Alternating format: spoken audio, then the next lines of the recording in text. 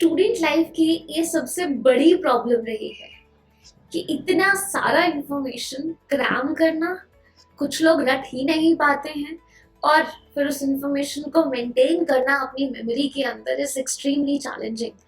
Most of you will definitely relate with this. But if I bring this context in terms of a competitive exam like UPSC CSE, I guarantee that all of you will relate with this, that yes, this is the most challenging part. There's so much to cover for this exam, from your GS paper 1 to GS paper 4, your optional subjects, working on your essay paper, having need to have really good vocabulary and general knowledge, ensuring that you are covering your current affairs on day-to-day basis, and there is just tons of information which you have to work with. Yes, I agree, and all of you will also feel the same, that it is pretty challenging, but it's not impossible. Yes, it is not impossible. You can manage all of this information really well because your teeny tiny brain has the potential, has the ability to take care of all of this information. It only requires you to follow certain principles when you study and when you try to memorize concepts. Yes, what it means is that you have to work on conceptual clarity and you have to use the principles of organization, and all of that is possible when you understand about human memory a bit more. This is something I really enjoy teaching my students in psychology classes, and here I'm bringing all of that in a quick summary for all of you to understand how learning about human memory can actually help you in making your UPSC journey extremely easy. Please understand that human memory can be understood in various different types. It is divided in various different types. One of this is known as sensory memory, another type is called short-term memory, and the third one, which is very important for you, is long-term memory. I am limiting this discussion only to the main types of memory and not touching the subtypes here. Now, whatever you are seeing, sensing in your environment is going to be registered in your sensory memory. For example, hearing my sound, my voice right now, or any voice in general, right, when you are looking at the video right now or when you are reading from your books, this is something which is getting registered with your sensory organs, and this forms sensory memory. If you pay attention to this information, this is going to go to your short-term memory. Short-term memory, as the name suggests, has a very short duration to hold the information. It cannot hold information for more than 30 seconds, more than 1 minute at max, and also depends from individual to individual. In general, on average, if you say 30 seconds is max what it can store. When you have to remember information for these kind of exams, definitely you cannot rely on your short-term memory. What you need to focus on is long-term memory. You have to transfer this information from your short-term memory to your long-term memory. That can only happen when you, number one, revise better, number two, organize better, number three, revise frequently, and there's so many more things which I'm going to tell you in this video. So do ensure you watch this complete video, and let's get started. So hi everyone, this is Devshree, a psychologist, a coach, and India's top UPSC CSE educator. And today I'll teach you the best memory hacks to ensure that you prepare your exam material or content with great ease and get your desirable rank at the earliest. This is going to boost your preparation significantly. Very first thing which you should be focusing on is understanding that when you are going to write an exam, it's not your notes which are going to be useful, but it is going to be the content which is here in your mind which will be very handy for you.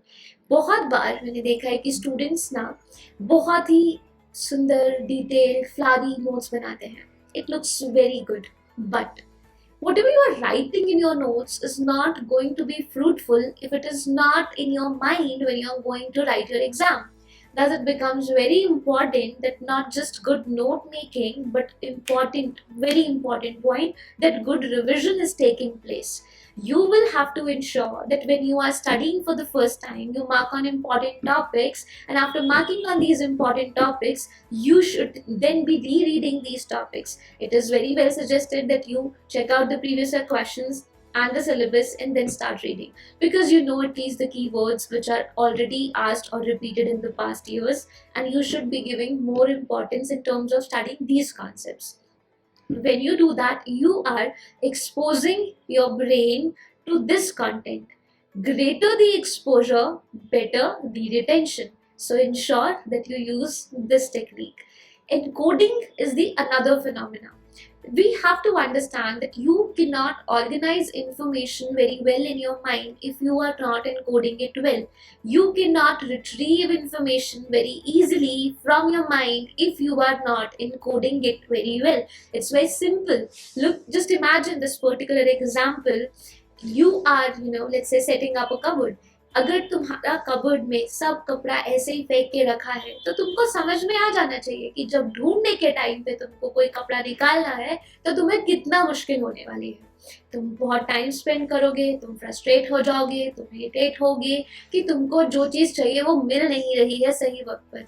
But अगर इसी cupboard को तुम सही तरीके से organise कर रखो तो it will hardly take you a second to reach to the place where you have exactly kept a particular cloth or a particular book or anything for that matter. This is the power of organization. If you learn to organize your content well, you will be able to encode it well. And organization and encoding goes hand in hand. To encode better, you have to have a mental organization. To organize it in reality, you need to see that how can you encode it well so that the organization is effective.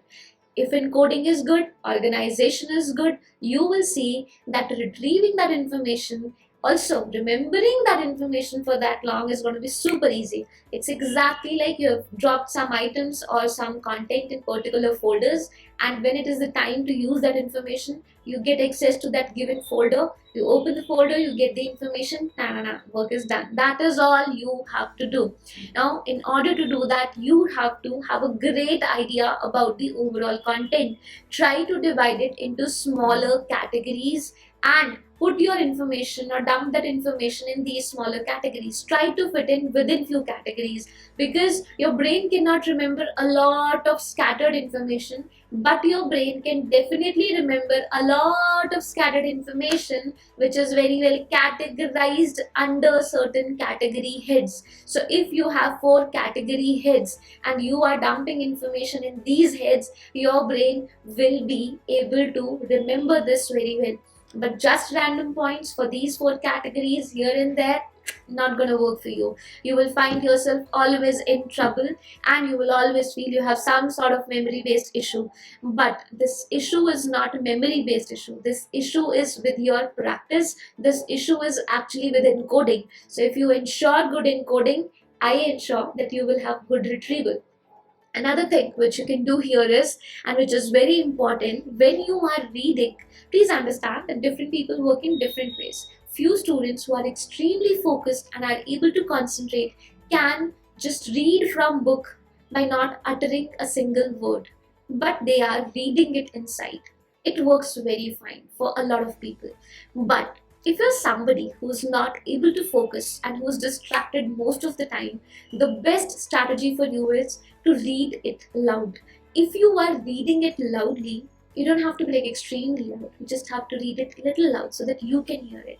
Now what happens? You are giving an external task to your brain. Now your brain is supposed to read loudly, so your brain is supposed to be focused here on the study material.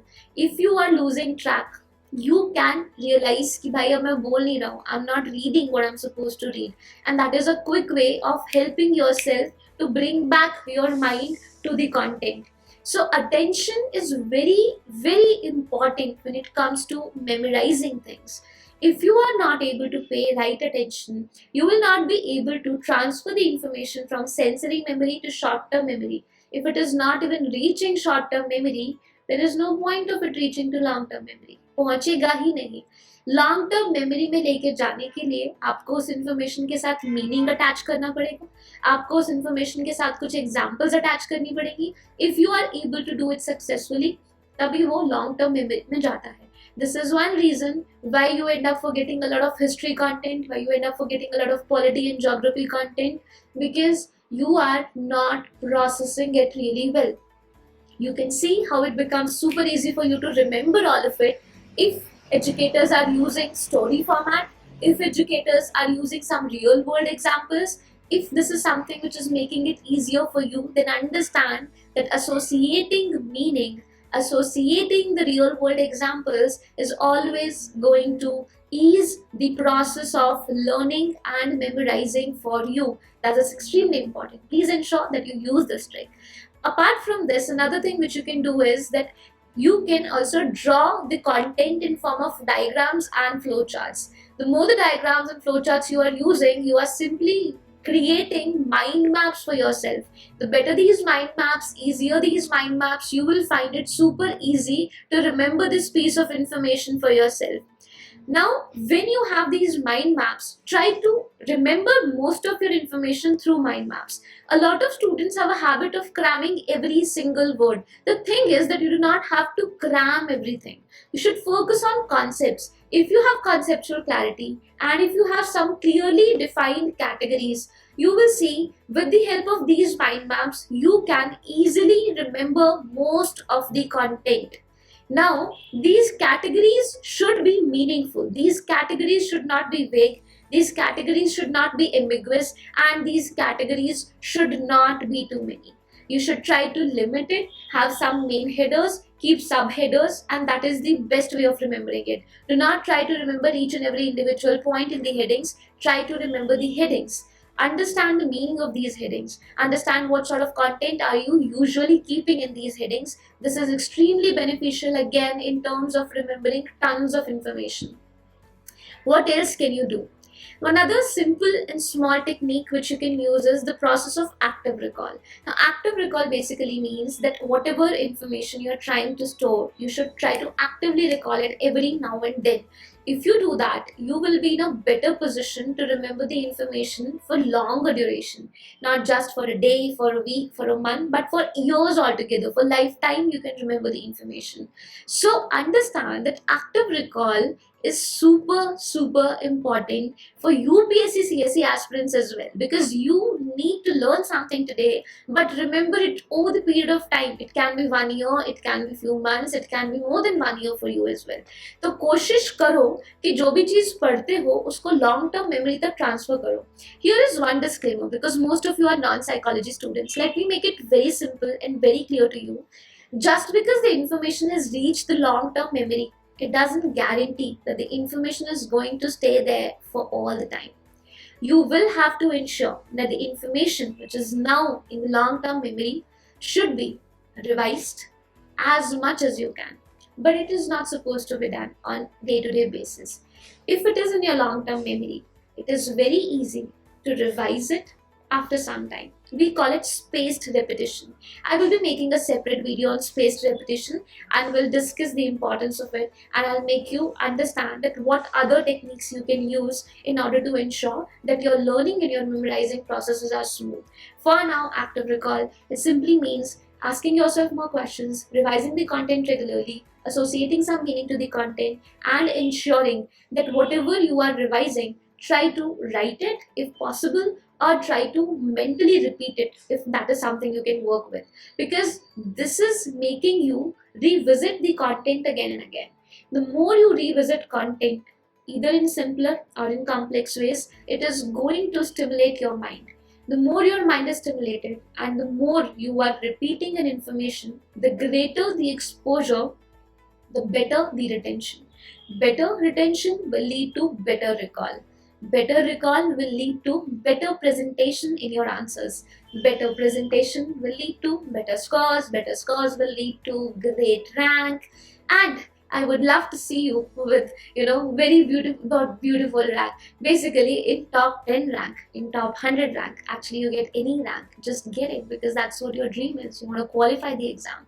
So understand the memory processes and just ensure that you use all of these small tricks and these hacks to ensure that your study is getting done on time, as per your schedule, as per your goal setting. And please do ensure that you watch the next video, where I'm going to discuss about the spaced repetition concept, and I'll also talk about the forgetting curve, how exactly we forget, why we forget, and can we use some strategies wherein we can reduce or minimize this forgetting further, apart from the techniques which I have discussed today. So stay tuned, subscribe to the channel. I'll see you there. And if there are any topics which you want me to make videos on, please comment in the comment section, and we will be happy to bring more videos to you to help in boosting your UPSC CSE preparation. Thank you.